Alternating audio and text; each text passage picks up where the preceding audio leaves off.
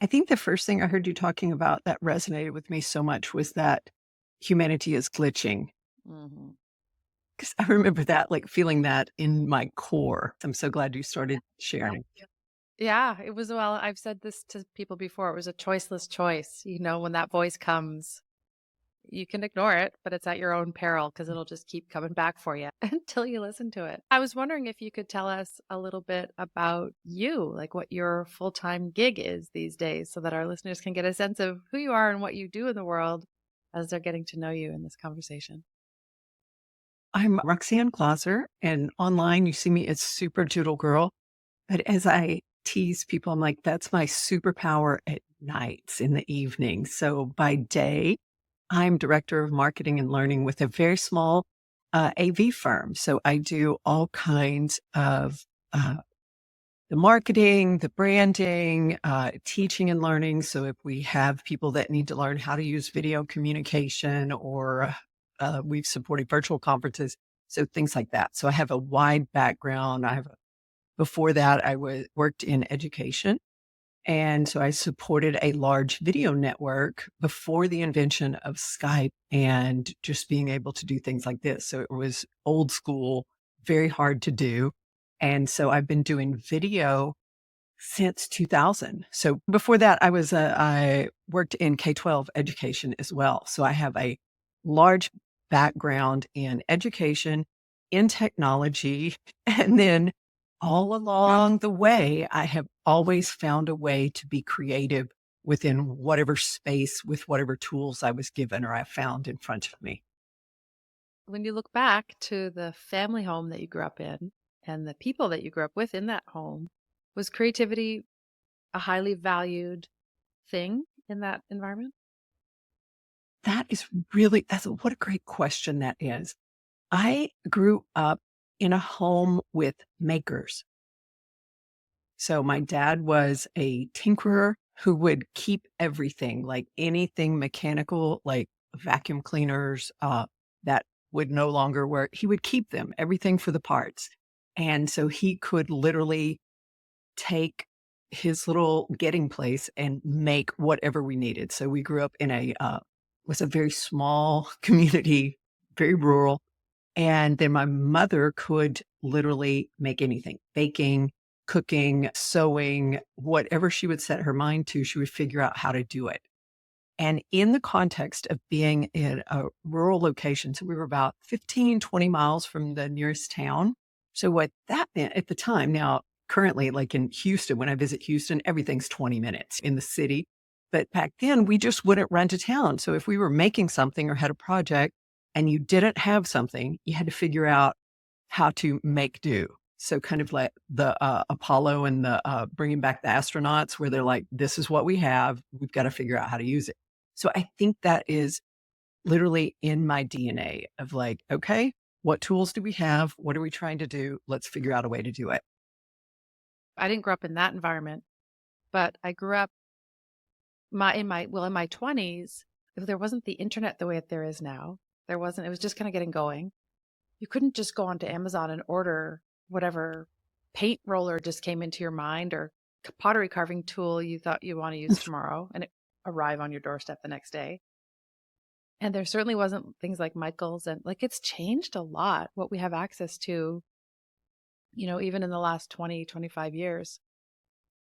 How do you think that affects our creative flow for the good or the bad? One of the things that I've noticed in this past year when my online courses started attracting a larger audience. And so I have these amazing women from all over the US, some in Canada, some in other countries that have joined me. And probably the number one thing that we battle in tapping into our creativity is the paralysis of choice, Mm. right? And how having access to so much actually can manifest itself as procrastination or perfectionism. And the number one question I get asked on social media is always, what pen is that? What paper is that? What is that? Because I think people think instead they get caught up on getting the right tool because there's a segment of creatives that promote that of like, you have to have this fancy paper or the special watercolor before you can get good quality practice. And I think we put off the work of creativity because we're like, well, I can't afford the really nice stuff, compared to my childhood where, like, no, we're doing this project today. We've got to figure out a way and get to the business of doing your work. And so one of the things that I share with them running a creative meditative flow right now. And so a couple of the books that we referenced during that, it's an 8-week course. We just finished Sunday talking about Stephen Pressfield's Mm. The War of Art and the resistance. And so we were giving it a voice and shape and what does it look like? And the Amazon cart definitely is a form of resistance we've identified. Well, I can think of a load of times where I've had a Saturday afternoon ahead of me. Well, not there are less and less of those days lately for me with small kids. But there I can think of times when I've had a block of free time in front of me and the creative energy flowing up, and my instinct is to go to the art supply store rather than get scrappy with what I already have. And it brings me to this idea of struggle as a necessary component to creativity. And there's all kinds of ways that story or that turns into myths, good and bad, like the starving artist is one of them, not necessarily always true, but it is true that when Mhm. we go through really difficult times or are prevented from having all the things that we need, it it forces us to maybe dig deeper and access things in ourselves that we maybe didn't think we have. And it makes me want to ask you about how you lost your husband and your sister.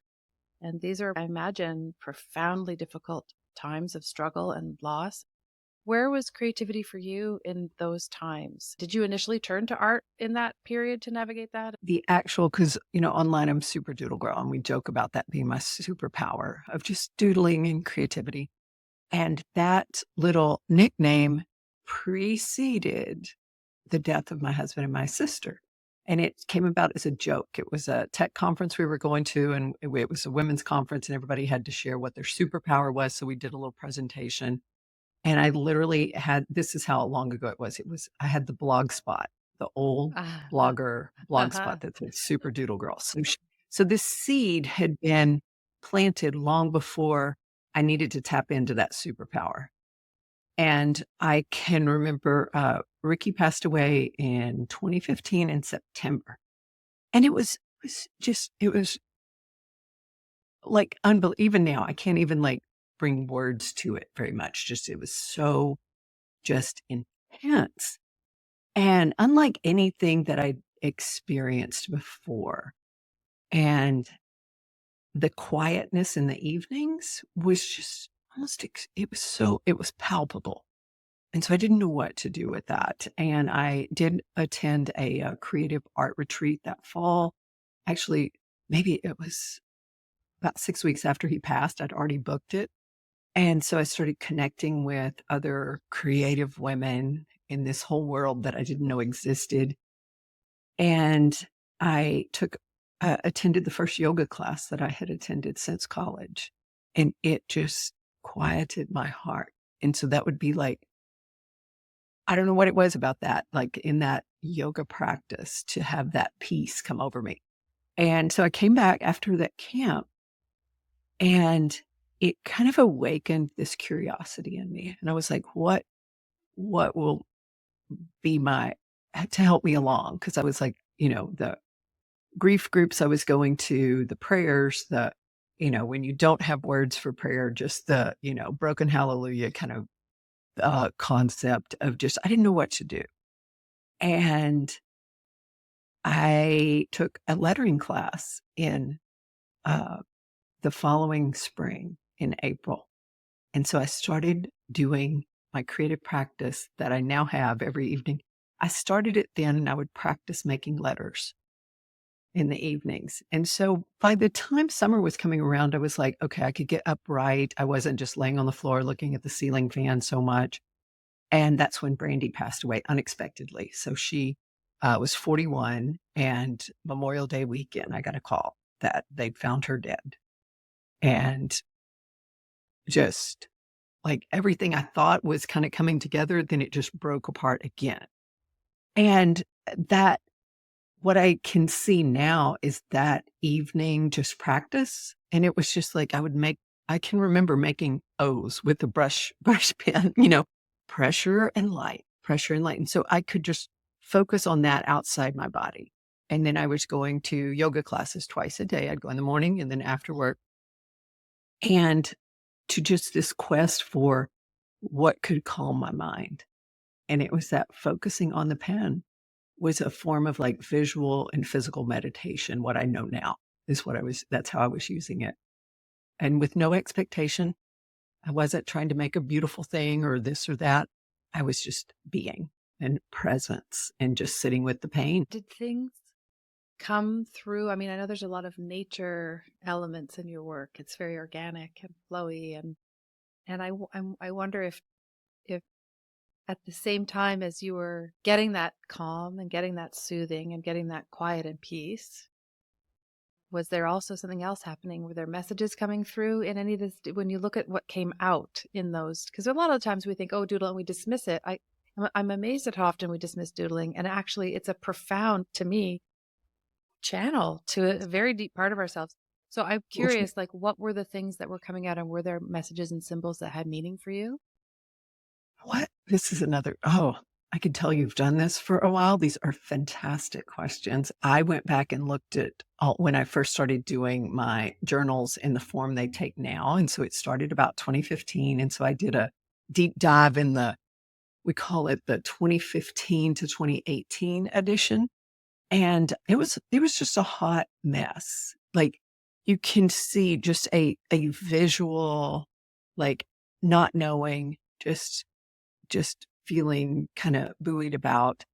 And but the other thing is there are some things that are now part of my like signature style that you would recognize as my work that were little filaments. And so they're like, yes, I will do dots, a lot of dots. The spirals were showing up.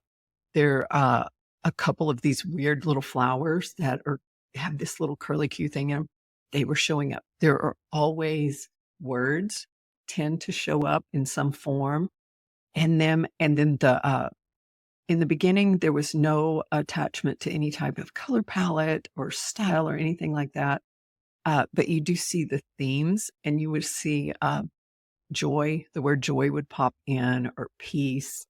And it was so interesting because I'm a very intuitive process type of artist that whatever it ends up looking like is not very important to me. And so that's what makes it very hard when I'm trying to do a commission piece, because I'm like just following what happens.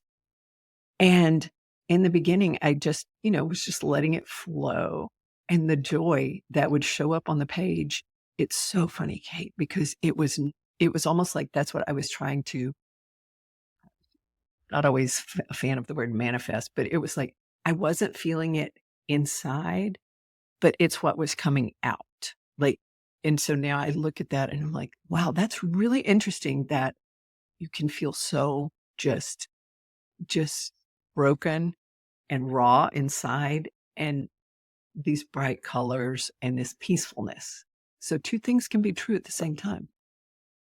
It's all in there. I'm always fascinated with, like, what is that inside of us that is okay with everything? Like, there Yeah. really is a part of us that is okay if we lose a partner or a child or a home or a job, or it, it, it there's pain. I'm not saying that there's no pain, but there's this part of us that seems to be rooted in something so much bigger that really is just still remains love throughout all of that, and it is okay, and seems to want to remind us of that in these different ways. Yeah, I love the way you phrase that, of like, it still remains love, like at the core. Uh, and so, yes, you can be, and I'm reminded of what is the scripture of, in all things be grateful. And that kind of would strike me when I was really in a dark place. I'd just be like rebelling and just resisting. How in the world? Um, And then kind of where I am now, and especially, in 2022 on Christmas Day, I had a house fire. So then it was almost like the universe saying, so you think you've got this all figured out. So let's test it. And so here it comes again. And it was so fascinating to tap into a different version of my creativity. Like from 2015 to 2022. So those years. So, what is that? Maybe 6.5 years or so. It was training, Mm-hmm. So it's like, it's almost like it knew it would be called to, I would need it much more. And in the aftermath of that fire, I, it was completely destabilizing in a different way. And so with that one, because I've been practicing yoga, I'm a certified yoga instructor as well, and I teach restorative yoga. And so just for myself in that trauma state again, so I knew I was like, well, I need to reset my nervous system. How am I going to do that? Mm-hmm. And so the things that I would try, they're like, they wouldn't work or they would work for just a little bit.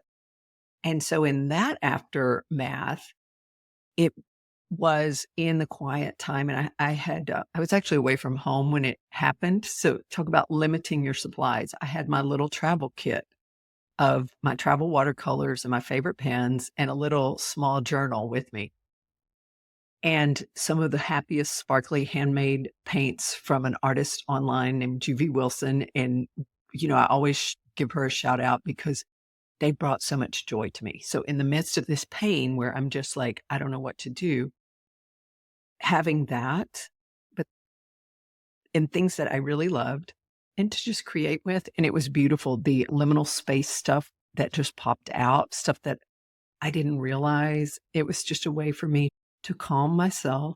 And also, one of the things I did because I love bringing words into my journals is people would text me kind things or send me little prayers, meditations. And so I would put it in my journals. So now I can look through, and so you'll see the circles and the spirals and some things that began in 2015, just in these beautiful collections, as they were uh, kind of called up. So I picture my creativity as like a kind of like a warrior. Like whenever I need it, she's ready. She will help me out. Yeah, you said something really interesting a minute ago about when the house fire happened, you were able to tap into a different version of creativity. And I wondered if you could say a little bit more about that. Like, what was different about her? What was different about what you had inside versus maybe, 10 years prior to that? How had it changed? I think it's similar to finding your voice when you started your podcast.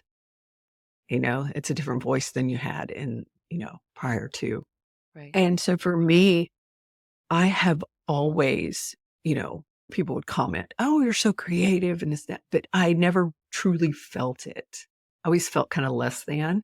And then part of that was I'm a member of our Waco Calligraphy Guild here, and I'm a hand lettering artist. So I don't have formal calligraphic training. So in my mind, I'm like, oh, well, I'm not really an artist. So Mm-hmm. so for those years where, yes, I was being creative, I was developing my creative practice, but I didn't really feel like it had depth or strength or value. And then by the time I came to needing her after the fire, um, she was strong. She had literally, I mean, it's just like a trained athlete because I do a lot of 100-day projects. So I had built this creative muscle to where I didn't berate her. I was just like, hey, I need some help here. She's like, I got you. And I do tell people, I'm like, it's not the only tool. It's one of my toolkit, but she was ready and we didn't have to overthink it. She just showed up. She just sprung into action because she knew what to do. What would you say for someone listening to this who might be feeling like, that sounds really good. I also feel like I, have some creativity in there. And I look back and when I was a kid and, all that stuff. But maybe I haven't really built that muscle yet. What do you think would be some maybe the top 3 things that somebody could do starting today to just get that muscle going? The three things I would say, and I'm going to use um, words and experiences from the students that I've worked with, because one of the things I love, and I have some little DIY classes, but the ones I really like are the ones where we have two-way interactive, because we hear our voices and we hear the Mhm. stories. So the first thing I would tell someone who's like, yeah, I want to get started, but one of the things I often hear connected with that, I'll hear something along this line. I have a friend who's a real artist. I have a brother who has a master's in art. He's a real artist. And, I'm just not like that. First thing I would say is you don't have to tell anyone what you're up to. And then don't listen. Don't show your work to them. Do it, keep it to yourself, and just start doing it. You don't have to broadcast it. Just start doing it because it's for you.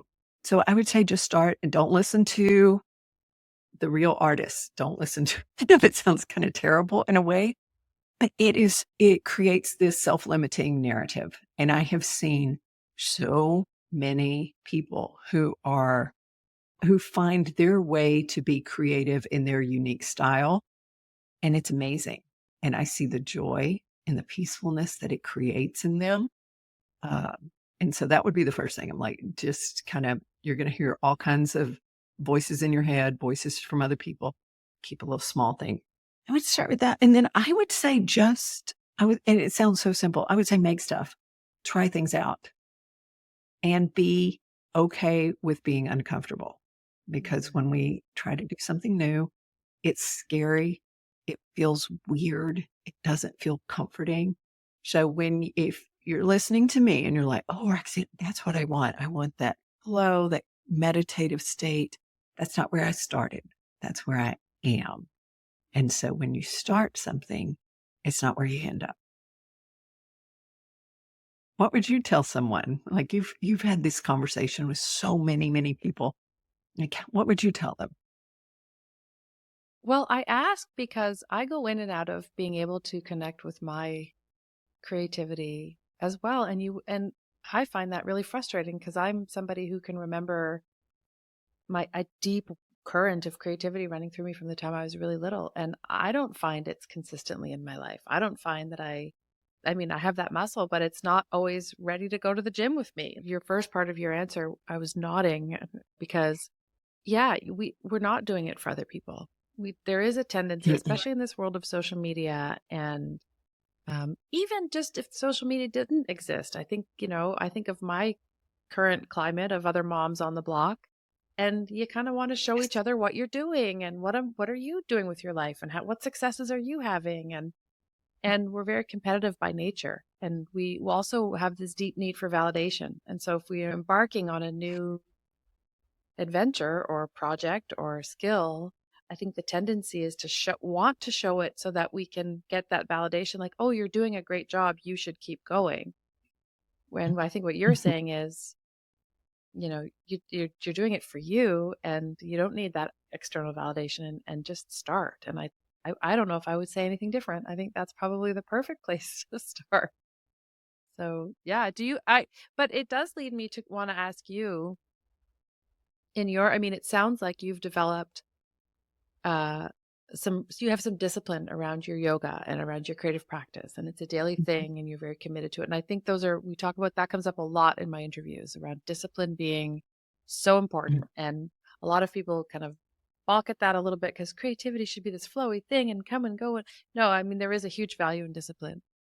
But so it sounds like your container for it may be a little stronger than mine, maybe, if this is the experience that I have with it versus what you do. But do you have times when if you can't find it, it feels hard to sit down and create? You don't want to, you can't find your muse? I one of the one of the frames I would add on to that is season of life, right? Mm-hmm. I don't have young kids, Mm-hmm.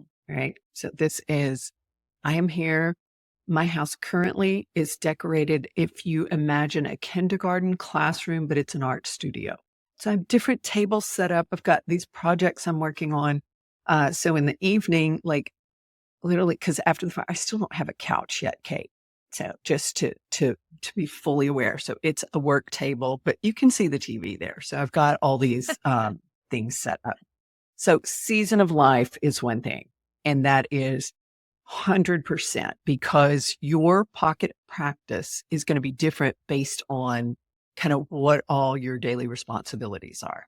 So that's the first thing. So when people are like, oh, I want to create, sounds like you do this. I want to do this every, and I got a message one time from a new mom. She had like a 3-year-old and a 2-month-old. And she was like, I want to be, and I was like, no, you just created a human. That's your creativity right now. You made a human. That's what you're doing. And I was like, just get the tiniest of little things and a little flare paper mate. And just, if you want, have 5 minutes in between, do that. Your pocket of practice fits your life. But for me, and this is one that I got a lot of questions about. I was doing I do a presentation called The Art of Daily Creativity.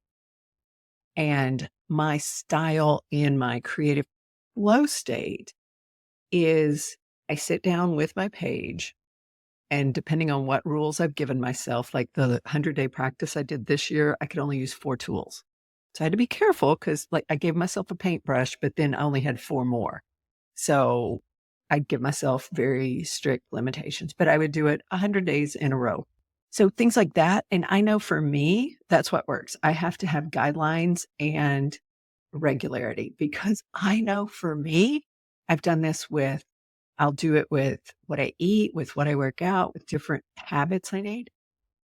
I have the personality that it's a slippery slope. Like if I skip a day, then the day after that, I have to go through all of the cognitive load of restarting my practice, basically.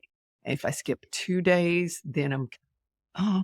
So for me, it's, I prioritize the little bit each day to where if the only thing I do is a little extra doodle in my morning gratitude journal, that would count for me.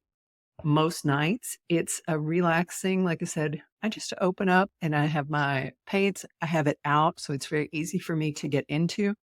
And the part that was hard for me to explain to that came up with my calligrapher friends, they were like, well, how do you not get so caught up that it wake your brain up instead of going to sleep? They're like, no way I could do that and then go to sleep.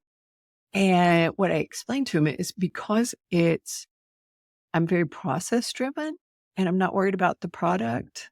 That doesn't matter to me. So whatever happens on the page happens on the page. Sometimes I, get a blob and I have to turn it into something else. But most of the time it's by doing the work, that's when it kind of wakens. But that's just my personality as well. I don't want to go to the gym, but I like get to the gym and my gym rule is 10 minutes, then you can quit, but you've got to get in the car, go all the way over there, get on the machine. And then and by that time, I'm like, well, I've already I'm invested so already much to here. get here. Yeah. I So, I think mean, that's, you're hitting on something that feels to me profoundly important because I also have the kind of mind where I'm amazing at sticking to my thing. I'm very competitive, I'm very task oriented.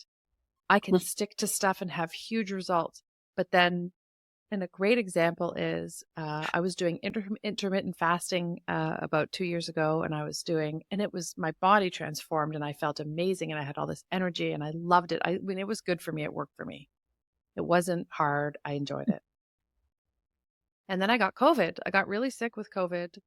Maybe I think this was like two years ago, and it knocked me out for I'd say about 3 months.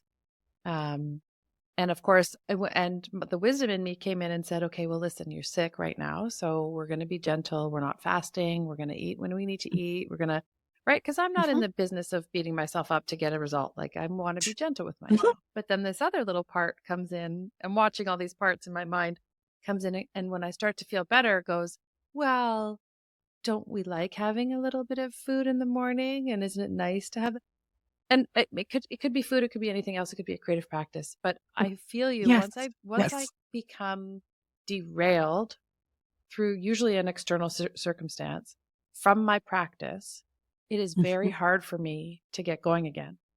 And I have struggled with that for most of my life with various Yes. different things, including my creative practice. So when you just said what you said about how even if it's one tiny little thing that you do related to you're tricking that part of your brain into thinking you didn't drop the ball. You're still on the ball, even though really that was kind of a tiny contribution to your practice, right? The little, you drew a Yeah. circle with a ballpoint pen in your journal and called it your sketch for today. But that part of you is satisfied that you're still on the track. And then the next day you don't have to start all over again. I actually feel like what you just shared could be a profound reframe or reorientation to that problem. Right. It's a different way to be gentle with yourself. And that's where some people misunderstand because they're like, oh, are you, a complete squish of like, really everything has no, no, no, no, no, no, no. I'm kind of old school of like, we have a plan. We're going to execute the plan. But then before you begin, and this is what I coach people on the 100-day project, I'm like, what are your non negotiables going to be? And so if you're going into it and you've got 3 weeks of travel, in the midst of this, what's your plan for that? And I know we can deviate Mm. from it, but when we kind of think through it, it ups our chance of accomplishing things because what I do believe is when you have effort and completion, that gives you motivation. Mhm. Like if you put in the effort, but you don't complete stuff, then you start to build that narrative. I always quit. I'm no good. So put in some effort, complete it, whatever completion looks like to you, um, and then that gives you motivation because I've worked with several of they nicknamed themselves the Doodle Posse that kind of came together that have done a lot of my courses this year. And it's been interesting to hear them talk about their practices. And we call it a practice. And I stole this from yoga because we're just on the journey, right? And that's how you really get good at something. You practice it. And even if you are at a high level of execution, you see amazing people who are top of their field. They're going to have coaches, they're going to have practice, they're having training.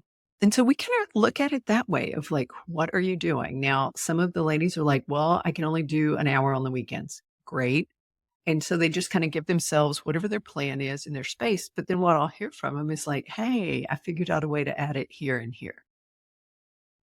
So it's like being gentle with it, um, and not putting too much pressure on your creativity, but just find out a way because I think it really is, it's in us. It's something that's very innate and it can become dormant.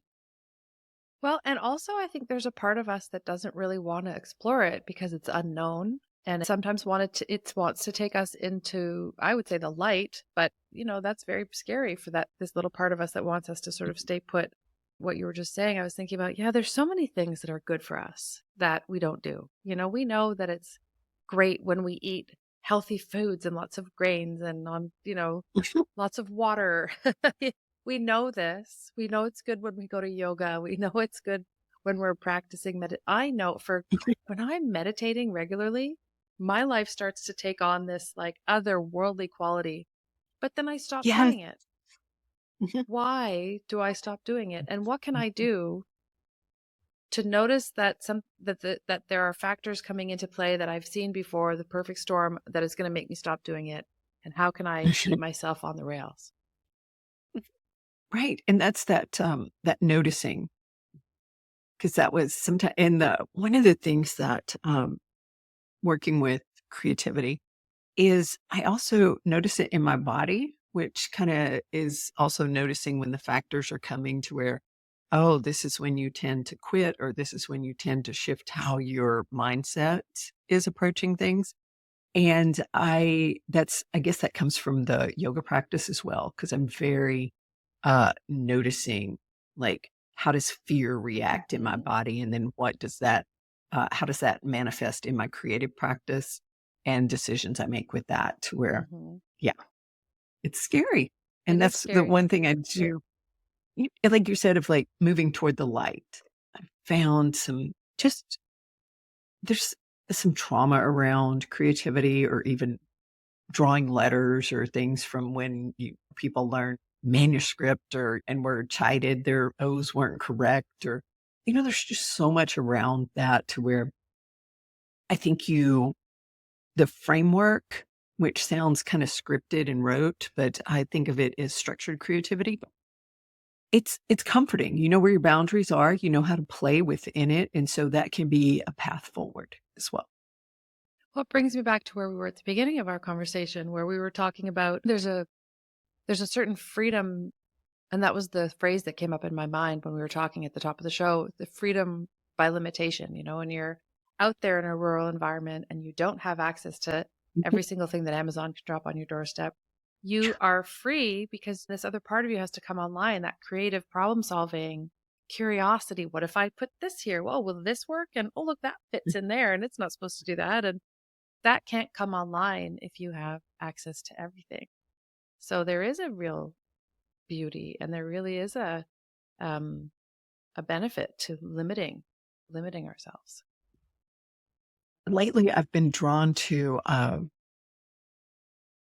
very limited color palette. So most of my teaching is around. I found three markers that when you add water to them, they blend together and they can make all the secondary colors. And they're joyful and bright. I've got my three liquid watercolors that work. I'm exploring with three colors of gouache that will do the thing.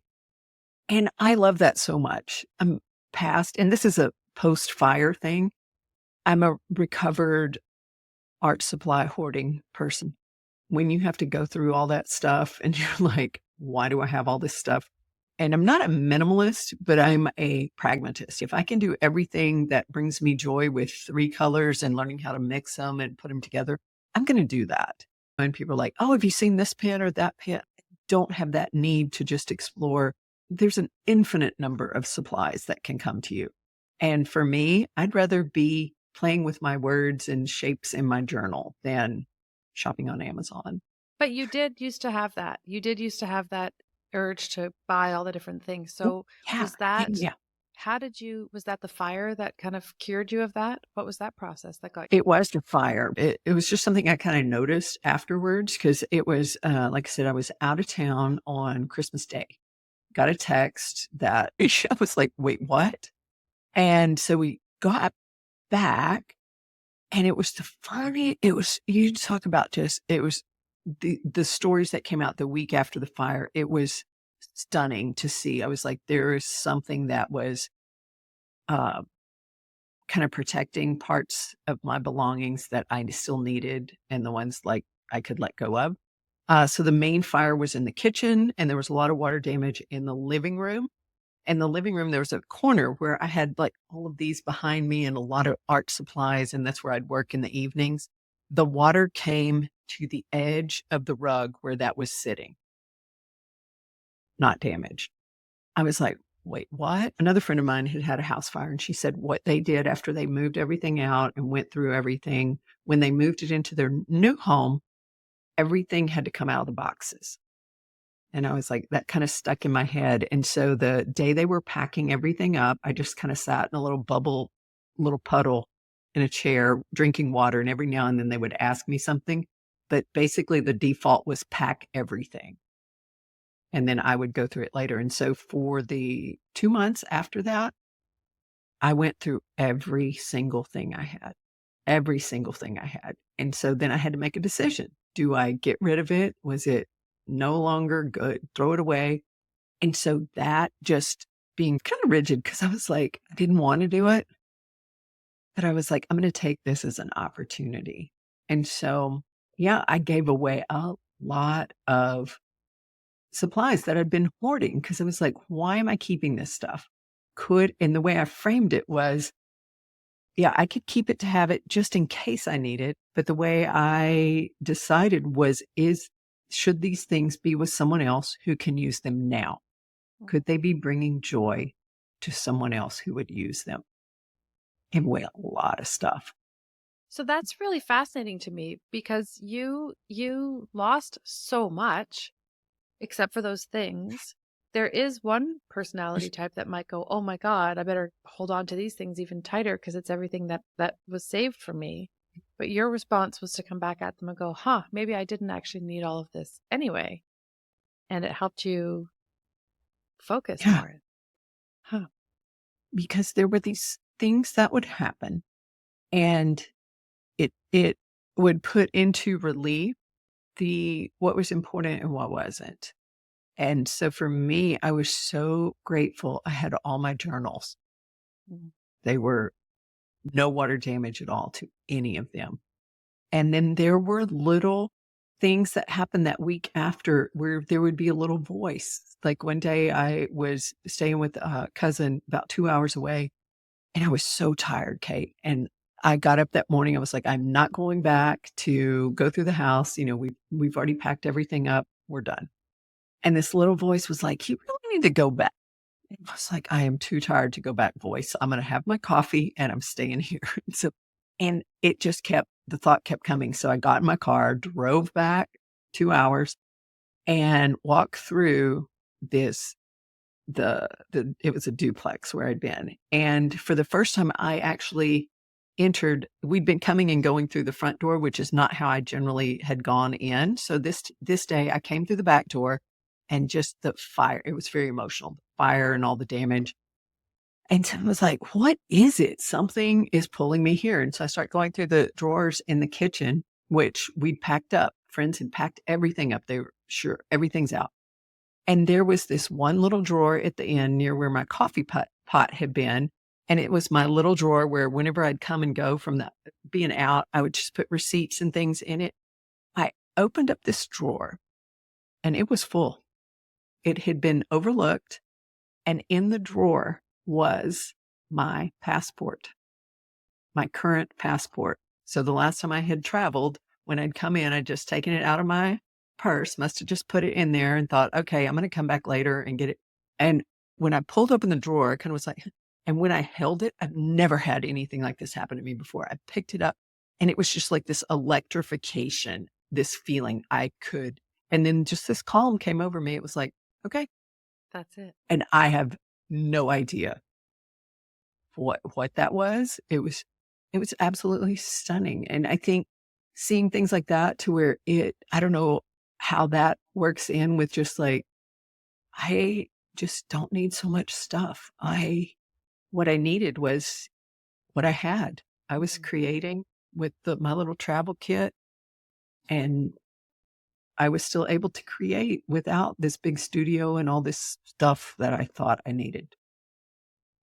What I have is very organized, and I will notice myself because, when you're reformed from that, you're like, "Do you really need that type of paper? What are you doing with that?"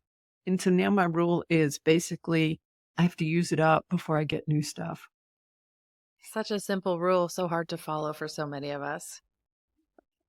Yeah, because 'cause I'm like, do I really need to test it out?"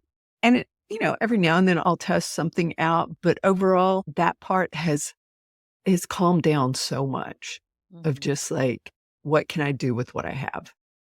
And I think that's something I really encourage people to do. I'm always like, shop in your closet first. I bet you've got a brush marker in there that will do this.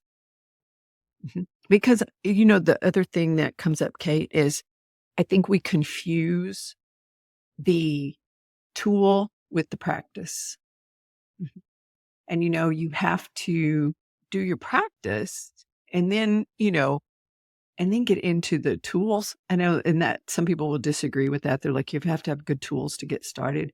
But if you think just because you have the same exact tools that a certain artist or a certain creator has, your stuff's not going to look the same because you're uniquely you. You're the instrument. I It's mean, going to you have your really are. We fingerprint. we really are the Mhm. instrument. It's moving through us. And I'm guilty of that. I see amazing art, and there's art that I can feel in my mind's eye. I can't see with my mind's eye, but I can feel it in my being what I want to create, and to see it in the world. Sometimes I'll see another artist who's creating the thing that I feel I want to create, and it's almost like coming home, seeing that image. Wow, they're doing the thing that I'm trying to do. And it must be the tool, because how come I haven't been able to do that? And I really am guilty of that, but I do think, it does come back to the practice. It comes back to the practice.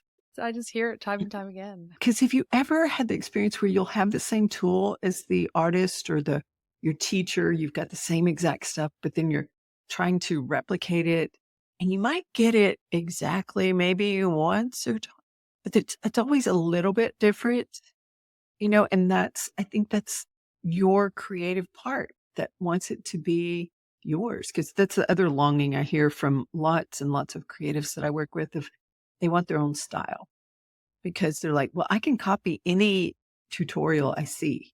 And so they do acknowledge there's the difference of when you're learning and you're copying a certain tutorial or a certain little project.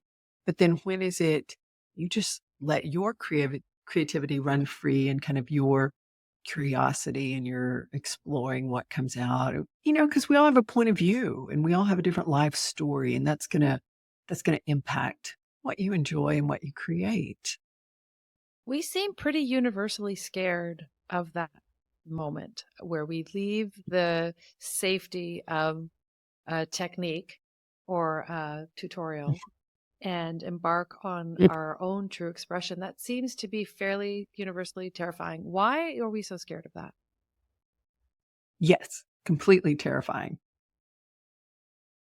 And I think, what do you think? Do you think it's part of our how we're wired, of like, if you're isolated from the herd, that's a dangerous position to be in? Mm, mm. And sometimes, what is it, the little poppy thing of like, once you kind of stand up and say, "This is me, look at me," uh, those can it attracts attention, and that's scary. It's a survival thing. Yeah, it makes sense, It's right? just If you're not kind of preserving the culture of the people that Mhm. you're with, that Right. you are a threat. You are in, Yeah, and maybe that is a survival thing. So we stay quiet, or we don't express the weird thing, right. in an Yeah. effort to survive. Yeah. So I don't know, but I do, at my core, I think that it really is, we are all put here with a unique way to create. And that when we create, it has such a calming impact on us. And I think in some ways our modern like society, especially, our, North America, I can speak US, Canadian, where we don't create as much as we're just on, and when I say create, yes, we can create digitally, but I think there's something different when you use your hands, uh, and to create or to bake or to garden. Have you read the book, Your Brain on Art? Have you seen that No. one? Who's that? Oh my goodness, my goodness. It's fantastic. I'll It's write it down. uh, a very broad definition of art. And they also look at, because they're doing some brain imaging in Mm, the neuroaesthetics, and the how beneficial it can be in both the making and the beholding of art. They're finding some connections with longevity, and, some other things of how good it is for the brain. Uh, but to build the culture around that, of like, and it's okay, and you don't have to be a professional. That was the quote that I always use from that book, is basically of like, it doesn't matter the quality of the art as long as you're making things. yeah. And so Well, it's that's very interesting comforting. that the the instinct that we have to not be different and to not express anything that's abnormal or unusual, and to try to use, and in order to do that, we try to use the same tools as the other people that are creating stuff that's already been vetted as acceptable by the masses, because it's out there and other Isn't people it? like it. So if other people like Right. it, I want to know what tool you use so I can make something that other people like. There's that. But then Yes. there's also, like, as a consumer of art, or as a receiver of art, a listener, a viewer, whatever you want to call me, as the person receiving the art or observing the art. Some of the best art out there, I feel like, and when I say best, I mean the stuff that speaks to me or gives me that a feeling inside, generally seems to be made by people who are using bent forks in pottery, and weird, co- you know, construction tools, or a piece of a carpet that they ripped off and they for texture. And we're not using things that we're all buying from the same. The stuff that speaks to me the most really seems to have that it brings me back to I imagine it was a farm where you grew up, but it brings me back to that rural setting where your dad's in the shed mixing with what he's got and making a beautiful solution to something. So it's weird Right. sort of juxtaposition of these two things, like fit in, but also be totally different. we, Oh, I love how you framed that because sometimes people will ask, "Oh, what paint is that? I like how that paint looked." And not gonna lie, Kate, this is how the paint came to be. It was literally I'd gotten attached to obsessed with some watercolor pencils that I used for everything. But then as they got shorter, I was like, "Oh, no, I'm gonna be out of my 3 pen," 'cause you only buy 3. So I'm like, "How can I maximize these?" So I started collecting when I'd sharpen them, I would collect the little core in, like, just a little palette. So I had my palette, and so I had my little red, yellow, and blue, and I would collect it in there, and then I'd just flood it with water because I'm like, "It's water soluble, so maybe I can make paint out of it." And then I would add a little drop of, like, some Ecoline liquid watercolor just as it turned out fantastic. But that's what I try to share when we're in our smaller creative groups that I work with. I'm like, just notice, without and if you can observe and notice and be curious, and that's part of the yoga practice, right? Or meditation, right? You notice without attachment and just kind of be open to what's going to come up. And I was like, just try it out because it's paper, it's paint, it doesn't have to be your life story. This is just a exploration. But like you said earlier, it's terrifying. It can be truly terrifying. But I will try stuff, and I think that's the new version of my creativity. Mm. She used to not have that confidence. She would just be like, "No, we don't wanna mess up our yellow. Our yellow has to, you gotta clean it out and keep it pure." Um, and now she's like, "Oh, we'll see what happens." Hearing you and where you've gotten to with your creative practice, there is a little bit of, I won't say envy. Maybe I will say envy because I kind of want to get to that point too where I don't care as much, and there are certainly times when I don't, but I find myself so often, I mean, I have probably 5 or 6 different watercolor journals started right now because I'll do like 2 pieces in them and they're both really quote unquote great. And then I'm like, "Oh, I don't want to mess this one up. So I better start a new one because I'm going to start a new experiment that I don't want to." So I have all these like empty pages. Like it doesn't make any sense. And I watch myself doing it. I keep, what am I doing? Right? Yeah, I totally get that of, like, the kind of societal and, like, that approval thing. Because I made people so there were several of my followers on Instagram during this past 100-day project because I started out with a lot of blue and orange and colorful stuff. Well, then I had a jar of black liquid watercolor that just caught my eye, and I was like, "I wonder what's gonna happen." Kate, you have not seen so many people distraught when I would just, like, paint something and then flood it. I'd flood it with black watercolor and put stuff on top to see what would happen, and then, I'd get my heat gun and blow. Oh my goodness, like, I would get messages that are like, "Why are you ruining that? Why do you have to cover everything in black?" And for me to I quit trying to explain it because I'm like, "I'm curious. I wanna see what happens when I," and now I'm like, "Oh, okay," 'cause, a lot of people, like, never use black watercolor. I'm like, "Well, there are some interesting things you can get if you use it in this way," you know?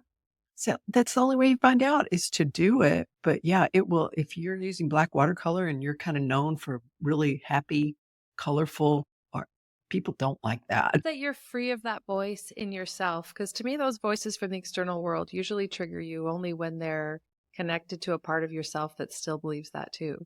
And so the fact that you're able to create this way now, and really you're just in this wild partnership with your curiosity, and you really are not attached to what happens, and you're not trying to make anything beautiful. And I see that's so amazing. And it is the place I want to get to where I just don't care anymore, to the point where even you've got people in the external world trying to voice that old idea, and you're like, "Yeah, sorry, I can't explain it." Like you're so free of that idea. I think that's so beautiful. What would you say that comes from? How did you get that? How did you get to that point? where you didn't care anymore? I honestly think it's like a function of age. You get to a point where you're like, yeah, I I'm not going to just worry so much what other people think. And after, the journey through grief and through, the loss after the fire, got so focused on just what my art is and what my creativity is. And they're really a partner with me. And it's to calm me, to soothe me. And then I started sharing that. And when I started sharing that last year of the creative meditative flow and kind of figuring out how I could share that, I mean, that's when it started resonating. And I think that there's something about that when people see that, they're like, how do you do that? I want a little bit of that. I want to, be a little freer in my creativity. And that's, there is a misconception because when we talk a lot about flow state, and my style is very organic and flowing like physically, but flow state, you can also be very controlled in your art and in your line work and achieve a flow state. Mm-hmm. So the flowing, so that's one of the things that we do that comes back into it. But yeah, I just I grew into it. I think it's just that kind of maturation that because the younger version of me was very concerned with what other people thought about it. And it takes me a very long time to do a finished piece. I did the cover of our calendar art this year. And that's what I explained to people. I'm like, my creative flow is like, 30 minutes or an hour. And I don't really care how it turns out. But then other times when I do care how my artwork turns out, if it's a published piece, it's a lot of work. Mm-hmm. And so I try to make that clear to people as well. And that's a piece that, I take feedback on. I really plan the color scheme and things like that. So they're different styles. It could be from the same skill at its root, but you're using them in different ways. Same way you have, a leg muscle. Sometimes you're using it for walking, and Yeah. sometimes you're using it for running, Mhm. and sometimes you're using it for whatever else. Yeah. Yeah. And that power of process art, people underestimate that because they're like, oh, it should be more realistic and, you have to have a purpose and that sometimes it can just be purely just process and you're playing around and you're going to figure stuff out and if you continue showing up each day, it'll turn into something as long as you don't pressure it too much. I'm just wondering if you can think of a moment when you realized that your creative practice could actually help you with grief. Is there a moment that you remember being in your art going, "Oh my gosh, like this is actually not just art." That moment actually came, I was in a grief group. I went to a group, it was called Grief Share. I met a good friend in the very first time we took it. It was kind of soon after Ricky had passed. And Gail and I would sit at the end and eat chocolate and not talk too much. We were still pretty sad. And we actually went through it 3 times. We would just finish one 16-week program. We were like, let's do it again. And I would just take my pens and my markers and I would take notes in my workbook. The lesson one week was to do the next thing. When you're overwhelmed and you're going in circles, you do the next thing. And I did that. I did it, just made it big letters and just kind of in my style and just bright colors and dots all around. And so I had to do the next thing.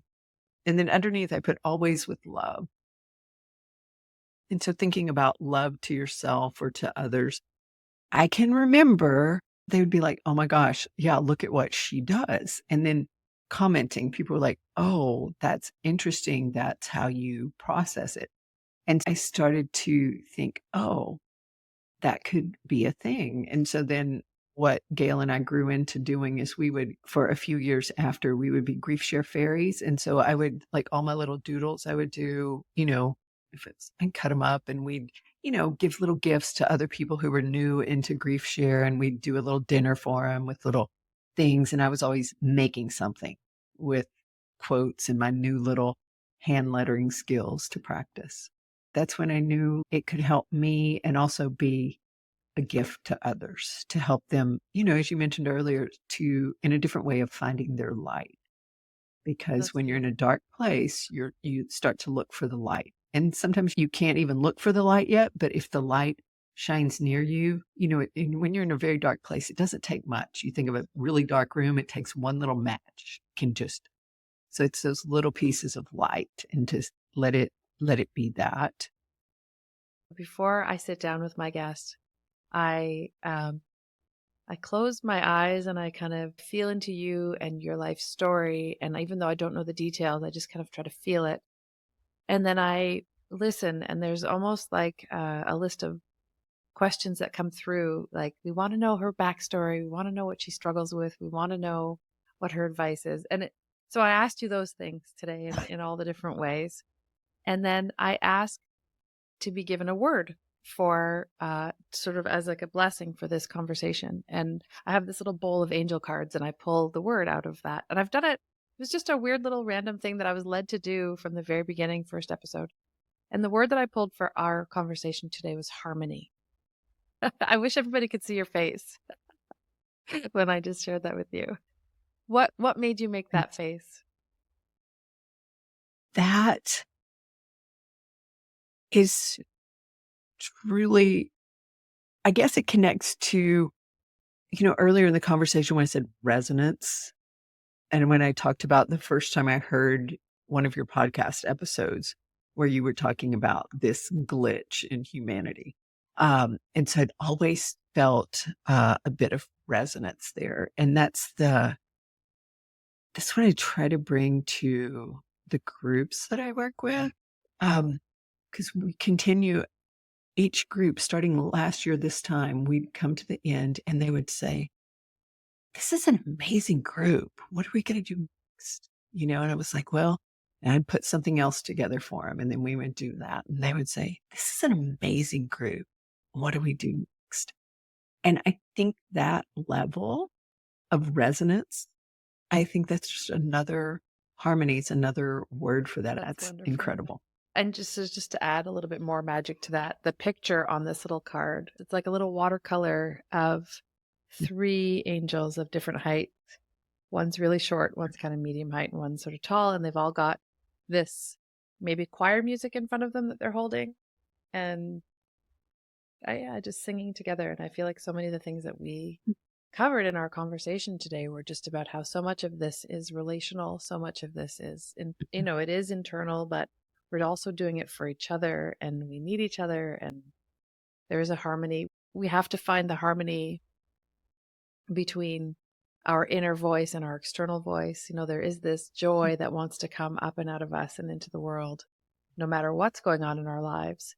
And I feel like our job is to sort of steward that into the external world in a way where we're almost like a warrior guarding the path for that creativity to come out so that it can come into the world, and not worry about the tools and not worry about the mastery and not worried about just so that the joy comes out. And in order to do that, there has to be harmony in our being, not just through our voices, but there has to be harmony in our being to let that out. So it just felt like the perfect word for this conversation. Awesome. What a beautiful practice. I love that. I love it too. It never surprised, like I'm not surprised anymore. I used to be like, wow, that's the perfect word for the conversation that we had. And I always shared at the end. I never shared at the beginning. And it always ends up being like, we didn't pick that word. That came from somewhere. Like, it's always perfect. And then the last question I want to ask, and I ask this question at the end of every episode, is the billboard question. So I think you know what it is, but I'll just repeat it for any new listeners just joining us today. And hello, by the way, if you're just joining us today, we're so happy that you're here. Knowing what you know about all the ways that we, particularly as women, but not only women, but particularly as women, shove down our creative knowing, shove down our intuition and I'm thinking about that person that you talked about, the student that you had who was like, well, I have a brother who's a great artist, all the ways that we don't own that for ourselves. And thinking about the people who are limited by those limiting beliefs, but who also experience this yearning to express this creativity, this joy. If you had a magical billboard and whatever you were going to put on this magical billboard would somehow have the power to reach in to the heart of that person who is doubting themselves and spark something in them that would allow them to see that actually does exist in them, what would you put on that billboard? This one, I'm thinking about this. I'm like, what would I do? And as I drove around looking at billboards, I was like, well, we can't have too many words on it, okay, for maximum impact. And we drive very fast down here in Texas. So big words, big words. So I'm going to tell you what I'll put on the billboard and then I'll tell you why. Okay. So on the literal billboard, it would simply say, make something. That's what I'd put on the billboard because I have a bias toward action. And this Rumi quote really sums it up for me. As you start to walk the way appears. And I think that's what we do, is just to make something to get started.